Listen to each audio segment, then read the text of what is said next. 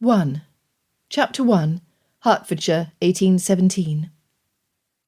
Sir Lucius Clavering, 6th Baronet of Mardley, had just loosened his cravat and settled into the deepest armchair his hunting box boasted, when he heard the loud echo of the knocker on the front door, and the footsteps of Briggs proceeding to answer it. He wasn't expecting visitors, and couldn't imagine why anyone should arrive at this hour to trouble him, but he'd instructed Briggs not to disturb him, and so, with a satisfied smile, he closed his ears to the noises outside the library and reached for his warmed brandy. A log in the fireplace cracked, and the well-cleaned chimney pulled the smoke upward.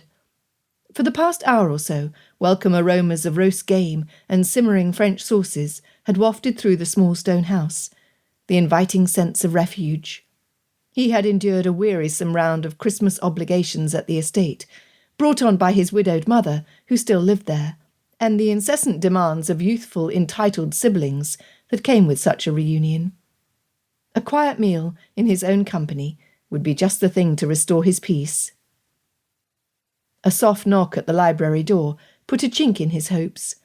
Lucius sighed audibly and wondered what could be important enough to disturb him. "Enter."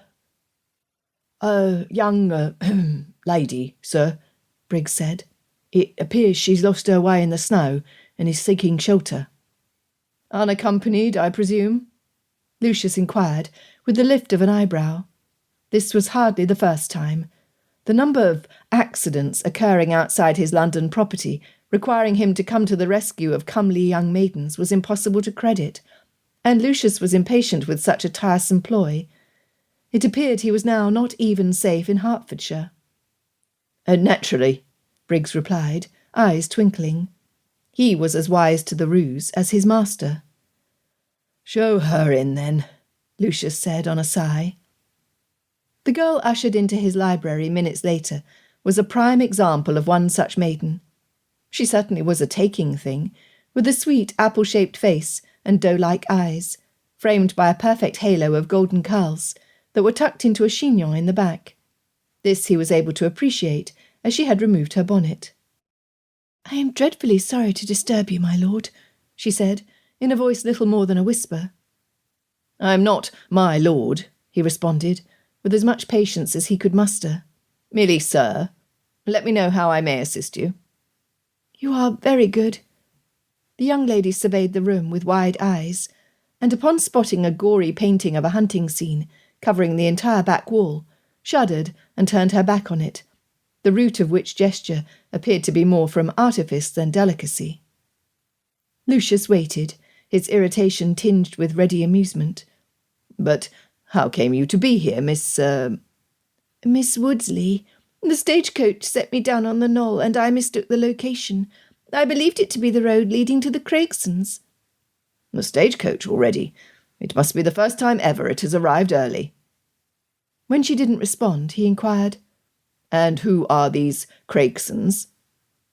The girl bit her plump lower lip and looked fully into his eyes.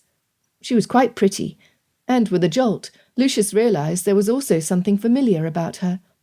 London society? A local family? He could not place her. "The Craigsons are a large family from Hertfordshire," she said. "I was invited by their daughter Constance to visit." Lucius frowned. "I thought I knew every family in the neighbourhood, unless they have rented the Burnham estate." He looked at her.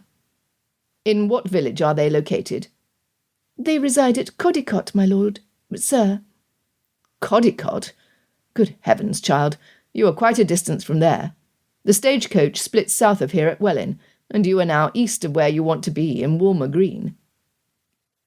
Any potential humour he might have felt over her studied innocence vanished at the fix he now found himself in.